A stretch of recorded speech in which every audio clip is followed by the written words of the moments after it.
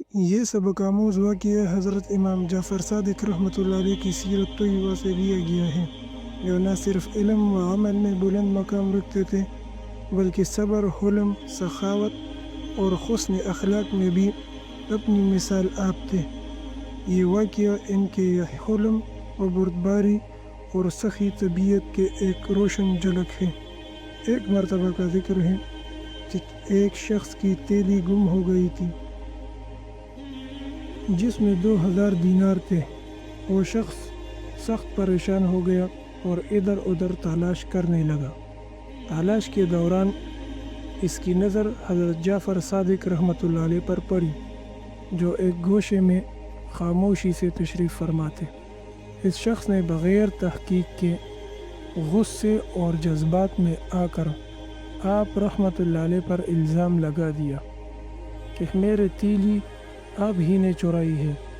اس بے بنیاد الزام پر حضرت امام جعفر صادق رحمۃ اللہ علیہ نے نہ کوئی ناراضگی ظاہر کی، نہ برہمی کا اظہار فرمایا، بلکہ بڑے سکون سے اس سے دریافت کیا، تمہارے تیلے میں کتنے رقم تھے؟ وہ شخص بولا 2000 دینار۔ حضرت امام جعفر صادق رحمۃ اللہ علیہ نے اس سے کچھ اور نہیں پوچھا۔ آپ رحمۃ اللہ علیہ نے اس شخص کو اپنے گھر لے گئے اور خاموشی سے صندوق کھول کر اسے 2000 دینار کی تیلی عطا کر دی۔ نہ کوئی وضاحت مانگی، نہ کوئی احتجاج کیا۔ وہ شخص حیران رہ گیا کہ جس پر اس نے الزام لگایا وہی اتنی بڑی رقم دے رہا ہے بغیر کسی بحث یا تکرار کے۔ چند دن بعد اس شخص کو اپنی اصل گمشدہ تیلی ایک اور جگہ سے مل گئی۔ تیلی بالکل ویسی ہی تھی جیسی اس نے گم کی تھی، اور اس میں بھی مکمل 2000 دینار موجود تھے۔ اس پر حقیقت واضح ہوئی کہ اس نے ناحق حضرت جعفر صادق رحمۃ اللہ علیہ پر الزام لگایا تھا۔ شرمندگی کے مارے اس کی آنکھوں سے آنسو نکل پڑے۔ وہ فوراً حضرت رحمۃ اللہ علیہ کے پاس پہنچا اور سارا واقعہ بیان کرتے ہوئے معافی مانگی۔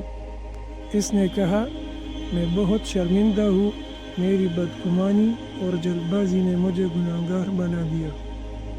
میں آپ سے التجا کرتا ہوں کہ وہ 2000 دینار واپس لے لیں جو آپ نے مجھے دیے تھے۔